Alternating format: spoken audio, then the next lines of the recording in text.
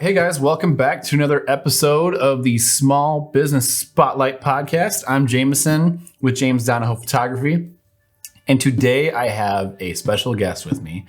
They are the owner of the Brow Co. Anesthetics? Aesthetic Studio. Yes.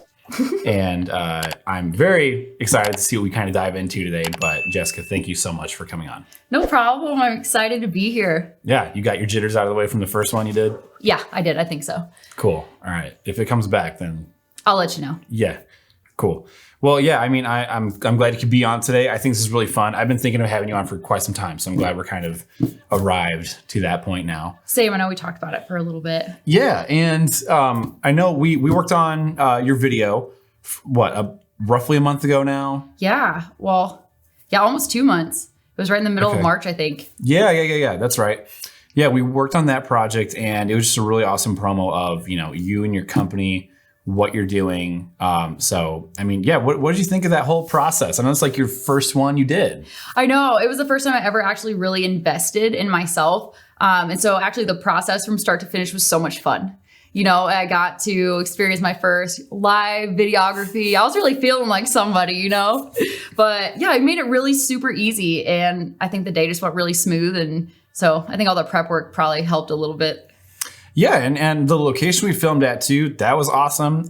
Just being able to have your whole setup there in that back corner, that was super cool. So it was. I'm so happy I found it too, because it was exactly what I was looking for. Nice and bright, and everybody there at, what is it? How do you pronounce it? Co?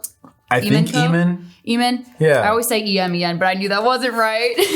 So at M&M Company, yeah, cool video. But no, they were awesome too. They were so cool and accommodating. So that made it super easy.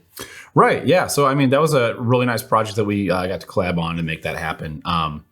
So I know with that, we got to go over your story and how you got into it. But for people who haven't seen that, or just kind of, for people that are watching this might not be familiar with any of that, let's dive in and kind of go back a little bit on how you even got to do all that in the first place. What started you, how did you start the Brow Co. and everything? Right. So funny story about kind of the origin of the Brow Co. So my sister and I, we were sitting on my back deck, and we were just, it was like a Sunday afternoon, I think. And we were just having a couple drinks, and we were talking about how I used to be in the beauty industry, because I started off as a hairstylist, and I just realized that wasn't exactly the place for me, kind of. I loved what I did, and I loved working with women and, building their confidence, but just doing hair, it was kind of monotonous for me. Okay. So I was like, I kind of stepped back after a couple of years. I just really got burnt out. So we were sitting back there, and we were just kind of, shooting ideas back and forth on how we were going to make the big bucks, and we came up with the idea of doing permanent makeup. And so I had gotten my eyebrows microbladed a couple of years earlier. Yeah. And I was, I've always been a lover of art. So I was telling my sister, I was like, hey, look, I want to do something that's going to be fun every single day. But I also want to stick with, a career that allows me to still help women feel beautiful.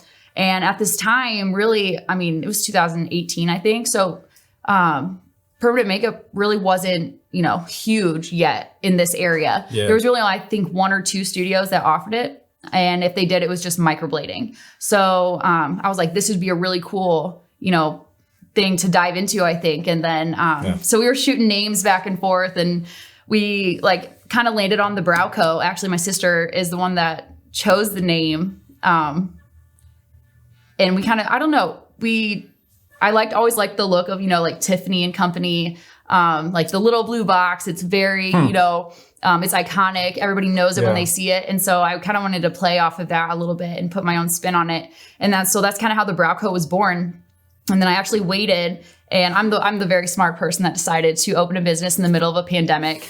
In my defense, I had the class scheduled already and had my payments done before, COVID broke out and all that. But yeah, so I decided just to go for it. It was already paid for it. I said, I'll still work in the factory, which is what I was doing prior to that. Okay. And I was like, I'll just do it on the side, and we'll just build it up from there. And then, here we are almost 3 years later, and it's just exploded and become my entire life. So the whole process is kind of fun. It's a fun story to look back on. And I'm trying to get my sister to pull the plug and join me. Now we could just be a real twin sister powerhouse, Right. The old duo. Yeah, exactly. So Yeah. it's pretty cool. It's just pretty awesome. Yeah. And so, coming from the spot where everything started up till now, like what is that learning process like? Like, what did you learn along that road from when you started out? Wasn't much. And then now you have way more going for you. What's like, what could you share that you feel like was super useful, and like, what kind of knowledge did you gain from that? Honestly, so, when you first start off in any industry, you kind of learn like the 101, the basics, the very minimum of what you need to start. And so I was so, I guess, unknowledgeable or kind of, ignorant a little bit on the process of owning a business in itself. And so I took more time learning the craft. And as soon as I got out of that first class, I just kind of dove right into it. And it took me, probably up until this point, just recently, to really kind of grasp the fact that running a business is hard. There's so much that goes into it other than just, the craft itself. So, I took a lot of other trainings. I learned different services as well. So on top of microblading, I did that, I think, solely for about a year and a half before I started adding other services like the fine line tattoos and the lip blushing, and the permanent concealer and all that stuff. So, and then I just recently, I think we talked a little bit about, I started with a mentor that has been super helpful too, because, they are a little bit, they are guiding me on all these things that I was so overwhelmed at, because I'm the kind of person that I don't know how to compartmentalize in my head. Right. So all this stuff just jams up into one folder in my head, and it's like 100 tabs running. And so my brain just never shuts off. And then when I don't know where to go, or I don't have a direction and, exactly how I want to do things, then it gets overwhelming. And when I get overwhelmed, I'm just like, right. I just start to shut down. So just having that guidance from them and really be able to accomplish every single thing that I need to do in the order that it should be done, has been super helpful. So it's just been a giant learning process. I've talked to so many people. I've gotten so much more confident, not only in myself, because I really found myself in this process. I think I spent most of my 20s kind of just wandering around, wondering what I'm going to do with my life. And so I never really had that true self identity. And I think that I found that in the Brow Co. So not only have I grown as a business, but I've grown as a person. And so that is huge for me, I think. And a big reason why I think I love it so much too, is just that it's just so much growth all the way across the board. Yeah. And so you could say that having, that mentorship that you're getting, that guidance, you feel like that adds a lot of direction to it, right? Oh yeah, absolutely. And value. Because, even doing some things that I was doing before, I wasn't doing them the way that they should be done. So I was actually cutting myself short,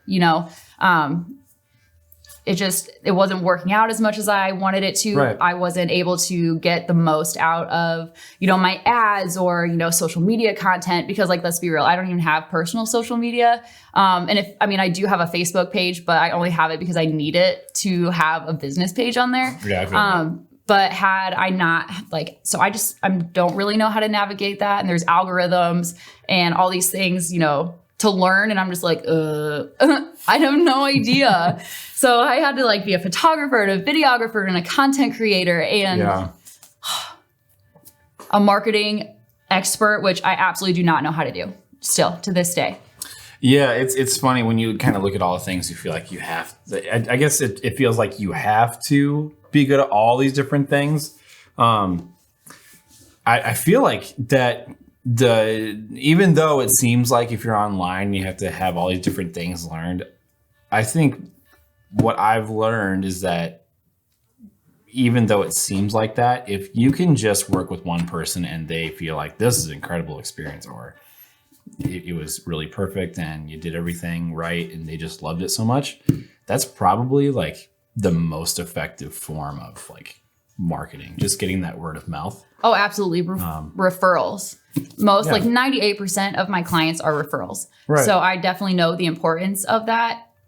So yeah, I definitely agree with that. Plus, I think it's such a misconception that your social media content needs to be perfect. It really doesn't. You just kind of have to know how to navigate, which is another thing that they're teaching me in this mentorship, is just how to navigate social media. So it doesn't have to be perfect. It's just got to be at the right spot. You know what I mean? Yeah. And I think something to add on to that is maybe just you have to be authentic with how you want to do it. Exactly. And how you present yourself. Sure. People like to see things that are real, you know? So when you go to advertise your content and you want to make a reel, like show up like you're going to show up at Make your studio. Real. Reels. Facts. Yeah. Tongue twister. Yeah. It's in the name. Okay. It absolutely is. Because people, I mean, they like to see realness. They don't want to see over edited photos that they're not going to look like when they leave your studio. You know what I mean? And they want to know that's how you build that trust factor. You know, people want to see you for who you are and get to know you. And that's how, you know, if somebody comes onto my Instagram or Facebook or whatever, like I want them to see me how they're going to see me in the studio. So that way they already know what they're getting into. If we vibe really good and they really like my page, then, you know, I'm probably a good artist choice for them. If, you know, I don't really fit their vibe and how they kind of swing things, then, you know, they can always reach out, and I can even recommend them to another, you know, studio who I think would be a really good fit for them. Right. So I think one of the biggest importance, you know, of running a business like this is really just being for the client. You know, if I know that I can't give them what they're looking for because that's not really my style, then I'm going to 100% recommend them to another great artist that I feel like would be a good fit. Because at the end of the day, my clients come first. And, you know, I think that if they've met me, they know that. But like to somebody who hasn't met me, that's always something that I like to get across from the very beginning. Mm-hmm.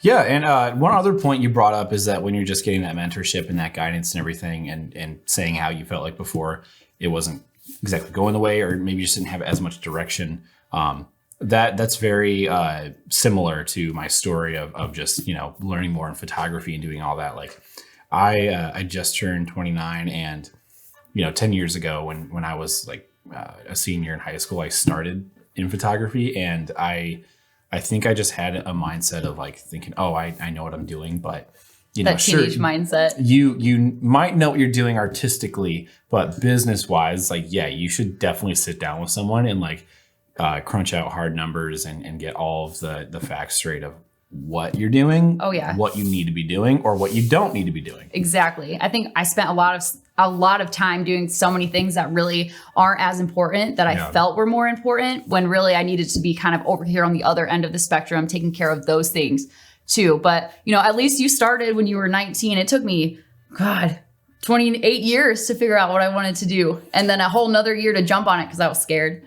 Yeah, everyone's story is different. I mean, if I might have started like 9-10 years ago, but like I knew what I was doing probably 3-4 years ago. So it takes time for sure. Like that's something that I've been considering and thinking about more and more over the years, is that I've gotten like some mentorship a few years ago.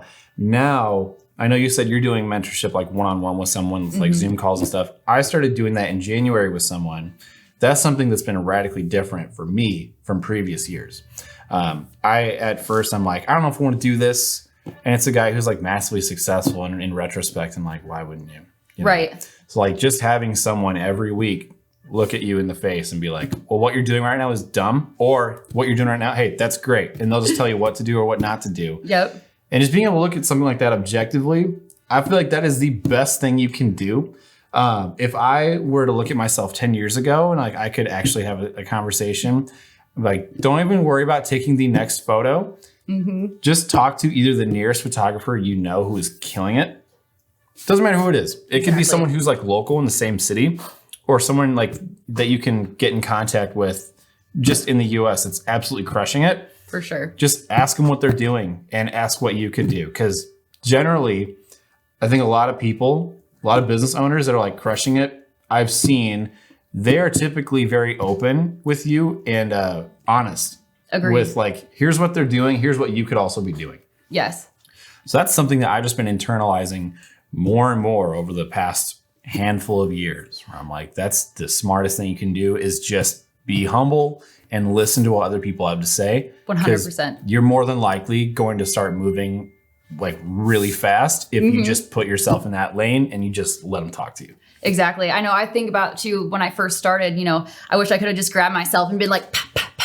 Like drop your pride and, you know, ask for help, because I know I'm just like, dang it. Yeah. Because had I just dropped my pride and let go of control that I thought I needed to like keep my business. I think my worst fear was losing my identity in my business. And the funny thing is that like my identity in my business has changed already. Yeah. So had I known, that was going to happen eventually anyway, when you really start to come into your own and yourself and you find your niche, then you would just kind of let go from the beginning. But I think a lot of us are so afraid to ask for help because, a lot of industries, there's a lot of gatekeeping. Nobody wants to give out their best information because they don't want anybody else that's better than them in the area. Yeah. But I found that some of the most successful people in my industry, which is permanent makeup, are the most willing to give me advice. Yeah, I feel like that is a general from my perspective. I feel like that seems to be the reoccurring theme. Almost any industry, almost. Oh, like, for probably sure. not for every single one, but I noticed that people are like at the top of their game. Like, I mean, like there's photographer, like the guy I mentioned that he's making like ridiculous amounts every month. Right. And he will sit down and just like say, hey, here's the numbers from like everyone he worked with. And I'm like, oh, it's very insightful. It's like, so the people that seem to just be absolutely like crushing it, they seem to be very open and honest about it. So yeah, that's really cool that, you're seeing that too. Yeah, absolutely. There are a lot of things that I wish I knew when I first started in the industry. Like one of the biggest things I've learned too is that it's okay to make mistakes. Yeah. I mean, you learn so much from your mistakes, and it's so important to make them, I think, in your journey, because that's how you learn, you know? So if I had first started, and I wish somebody would have told me the same thing, is like, go for it. Like, don't be afraid to make the mistakes, make them, because that's how you're going to learn. Don't be afraid to ask for help, get a mentorship, like just do the things, invest in yourself from the beginning, because you're going to move so much faster. Like my business, just since I began this mentorship, has just completely taken off. My website has increased in views, over 288%. I just checked earlier. I was so excited. But, that's so cool. But I think most of us are just so afraid of just really going for it because we're afraid of failure. Yeah. And a lot of times, too, in industries that we are in, if you're not taking off, in the first year or so, the dropout rate is so incredibly high. Yeah. So, the first 3 years are hard. Like I'm just this year making a profit for the first time, like an actual profit. Right. So, had I just quit when I wanted to so many times because I was so frustrated, Sure. I'm like, why can't I get these clients in? I can't get, advertising photos without people. And I don't want to, I don't want to mess up their face, and I don't want to offer free services because, when you offer services for free, then people are like, oh, well, I don't want to go to her because she's really cheap or she's just starting, so there's just a lot of obstacles in the beginning, no matter what. And then you're, comparing yourself to this person. And that's another thing, is don't compare your work to somebody else's work or your journey to somebody else's journey, because you have no idea what they're actually experiencing in their journey. And 9 out of 10 times, I think a lot of us are probably experiencing the same things. It's just not spoken about, or they present it a little bit differently. Yeah. So unless you really talk to somebody and really get to know where they are at in life, you really don't know. So don't compare.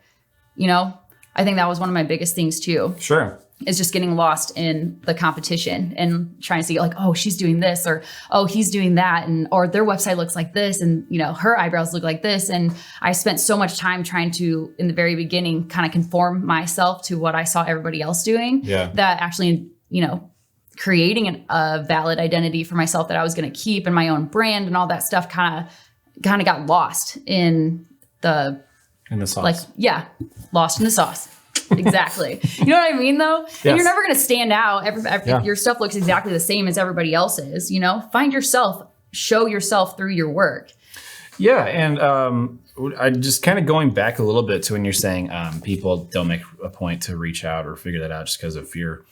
I think part of that is fear of caring about what others would think. Oh, yeah. And this online sensation, Alex Hormozy, he made a post one time that said, basically the point of it was that the people that you are like letting be rent free in your head. It's like, they don't even think about you. Exactly. They don't care. You know, if you died next week, they wouldn't show up at your funeral. Exactly. And the stuff that you're getting caught up in your head about of like, well, what if these people, like, what would they think? They aren't thinking about you. Right. They aren't thinking about you. They don't care. They don't. Just like you don't really think about what they do, you know, it's not like, you know, it's just, you're letting something occupy your mind that is coming from you. Exactly. You know, not saying it's easy, but learning how to release that and get over it, which I think the only way to get over it is just by doing. As hard as that is. And it doesn't have to be like this super grand thing you do. I think it's just slowly taking micro steps where every day, where maybe 2 weeks from now, you're going to be like, oh, I'm making way more progress, and you feel way better about it.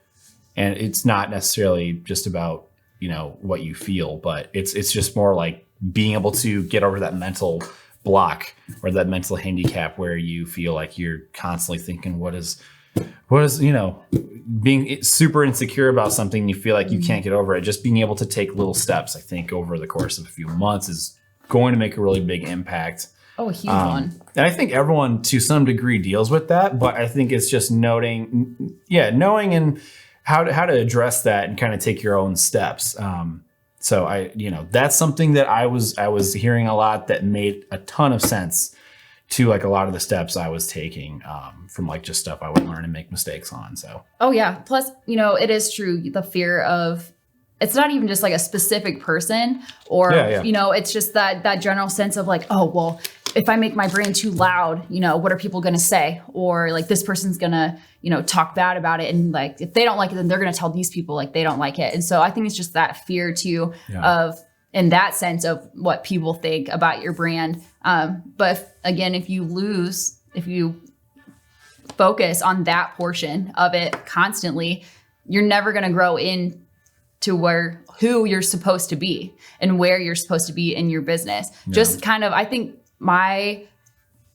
the best point in my life was when I decided I was just going to let go of what other people think about me and just drop it. Because you're right, when it lives rent free in your head, that's affecting you in every single thing that you do during your day. You know, you get nervous. So you worry about what you wear, what you say, how you look, how you talk, like how other people perceive you. And it actually is such a huge distraction from just what you're supposed to be doing. So when I let go of all that, that is the biggest sense of freedom I think I have ever experienced in my life. Like you just feel like all that weight is lifted off your shoulders. And your whole, I think, the way that you perceive things and the way that you view things changes completely. And there's just such a giant level of growth in that, like personally or within your business that is so valuable. Yeah, that's great. That's super insightful. Thank you. We're going to delete that. No, that's great. I mean, just, seeing that progression. And I know like when we were shooting your video, I know at first you're just like, you know, with that being something new that you're getting into. Right. I know it's totally normal to be like, how's this going to go and everything. But I know like as soon as, you know, we're starting that, I was seeing that you were getting the connection of like, here's how this is going to have a really good outlook on when people are getting an impression for you, like with that, like a first impression on that. Right. That's going to hit home of like, here's exactly who you are and what kind of, you know, business owner you're like. So exactly. Yeah. That's exactly what I wanted people to see was me, you know, because at the end of the day, it is me behind the brand. So I'm the one that they deal with. I'm the one that you deal with. And, you know, it's just, you want to be able, like I said, you want to be able to really get to know that person. And so there's nothing I hide. I am very much who I am all the time. So, and I think, again, it takes a lot of growth to get to that point. But it's great. Nobody has to guess. There's no guesswork. And everybody, you know, just gets the same version of me no matter where I go. Right. Yeah. I mean, with all this being said, what's been like, what's something that we haven't touched on yet that you'd like to kind of include just with what we've gone over so far? Honestly, you know what? I was doing a lot of thinking about this because I was talking with, quite a few people, but I talk to a lot of people who have a lot of different stories. I think that one thing that really sets me apart from a lot of places in the industry is that when you come to me and you're in my chair, like it's like a therapy session. You know, I am very blessed to be able to meet all kinds of people from all different walks of life. Yeah. And, you know, hear their stories, and they tell me things that, you know, that they've gone through. And it's really nice to be able to hear that, because I have one heck of a story. Like my 20s ate me alive, my like teen years, my poor parents, you know, we had a lot of life stuff happen. And, you know, my story is really dark in a lot of places.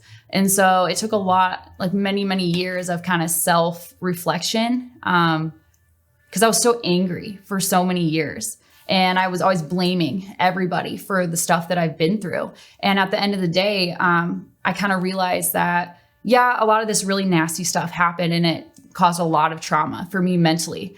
But the person that I really need to blame is myself, because I put myself, every single situation that I ended up being in that hurt me, was all because of a decision that I made to put myself there in the first place. So I think there's just so much that I've gone through, that I've had to work through. And I think that at the end of the day, you know, I just saw a quote the other day, and I think I posted it, that's what may be tea for you is actually a testimony for me.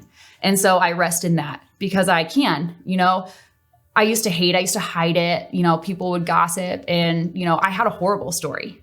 Like I did a lot of really bad things. I made a lot of really bad decisions, but being able to grow from that and learn from that, and actually use those situations as, you know, as my testimony, I think is really huge, because now not only did God place me in a place, in a business, in a career where I'm able to meet people, talk to people, hear their stories. I can also share mine. And I'm able to kind of help people through things, or use my experiences as insight for them, or even just with a little bit of empathy, because maybe they're going through some of the same situations that I did, or a little bit different, or vice versa. But just being able to use that is, like, I think super powerful. And I think that's a big reason why I am where I am. I'm so nervous. Whew, it's hard. It's good. I know it is. It's just the growth, you know, being able to share my story finally, and people really get to know me. It makes me emotional, because I was so scared for so many years. You know, you spend so many years being ashamed of the things that you've done, but really, I mean, everything happens for a reason. And so being able to use that, I think, is just super powerful. And it makes me love what I do, because if I can change one life, or, you know, kind of guide someone to Jesus, that, you know, through some of my experiences. I think that's huge. And I think that makes everything that I've gone through really worth it. Yeah. In a sense. When you're situations that you, like, mistakes you made in the past have come from decisions you've made. And, you know, not everyone is super honest about that. That's true. Yeah. And, you know, when you are able to get to that place where you can accept that, then that's when you can truly begin to heal. Yeah. And you start to view things so much differently, I think, than I did before. I don't carry so much anger and resentment. I still have a lot of hurt, don't get me wrong. And I don't know if I'll ever be truly healed from some of those situations. But I can definitely make progress. Yeah. And I think that a lot of people deep down have a lot of stories that are just like mine. And it's terrifying to be vulnerable and open and really talk about those things. But at the end of the day, I didn't want to be stuck being hateful and miserable. I wanted to take everything that I've learned through this process and use it and turn it for good. I don't want to be a cold heart in an already heartless world. I want to bring a little bit of warmth and kindness into it. And I don't want my kids to grow up seeing an angry mom, or, you know, a husband seeing an angry wife. I want them to see that, yeah, my mom went through some crap, and yeah, maybe she wasn't the greatest in the very beginning, but, you know, my mom's awesome now, and she really turned her life around. And I want them to see that strength and be able to use that, you know, as they grow, instead of viewing it with, you know, anger and resentment like I did. Sure. Yeah, that's really powerful. And I like that you're saying you want to be able to shape that and mold that to, you know, if that can lead someone to Jesus, that's really cool. So definitely like that. Yeah, he's definitely been my light, because Lord knows I needed a lot of grace. I've definitely needed a lot of forgiveness. And I think through this process, I learned a lot. to give that to, there's no judgment in my studio. You can be completely open and honest. I will never judge you because I have no room to judge. That's not my place. I will always give you love and kindness and guidance when I can, and wisdom if I have it. And that's how I just want it to be. I want to be kind. I want it, I want to show Jesus through me, because without him, without faith in general, I would have smacked the floor and I would have stayed there. He gave me a reason to get up and keep going. And so, if I can show other people that and just kind of help them grasp onto it, sometimes it's just really nice. Yeah. To have something to, at the end of the day, if you can't talk to anybody else, talk to the big guy because he hears you. Yeah. Don't worry though. I'll definitely judge you. That's fine. Thank you. Whew, at least somebody will. I got you guys. Yeah, that's great. I'm sure that'll definitely resonate with someone. So I think that's really awesome that, that's kind of like where your direction is stemming from. Really like that. Thank you. There's a lot of heart in it. Yeah, totally. Is there any, I feel like that's a really awesome note to end on. I guess before we end it though, is there anything else you'd like to include? I don't think so. Okay. I think we got out everything it was a good conversation. If people want to find the Brow Co. Is it and? Studio. There's no and. No, just the Brow Co. Aesthetic Studio. I keep wanting to say and. I've been working with you for 3 months, James. No, my business name. You're the Broco, right? Yeah, the Broco. The Browco Bombrows.com. Bomb Brows, bro. If people want to find the Browco Aesthetics and they want to contact you and get a little something going, yes. What's your website? www.thebrowcoaestheticstudio. Oh, no, it's just thebrowcostudio.com. I can't even think now. www.thebrowcostudio.com or on Instagram at thebrowcostudio. Are you on TikToks? Not professionally. Okay. You can still follow me though. Yeah. All right. Well, whatever. Yeah. So if you're watching this on YouTube, in the description, there will be the links to find all of her stuff. Whatever's up, we'll have that all situated in there by the end of it. If you're watching this on Spotify, just check the description of it as well. You should see all the links to contact her. Also, if you need some dope photography, you can hit me up because I will make your dreams come true. He really will. Or videos too. We did her video. We're also going to do your headshot in a few minutes for the thumbnail of this video. Yes, so. I put makeup on again for once. Awesome. I didn't. But. You should have. I'm just joking. But yeah, no, this was awesome. Thank you so much for coming on. Thanks for having me. It's just fun working on projects with you and all that. So maybe at some point again in the future, we'll work on something as well. Absolutely. But thank you. I really appreciate it. Thanks for having me. Yeah.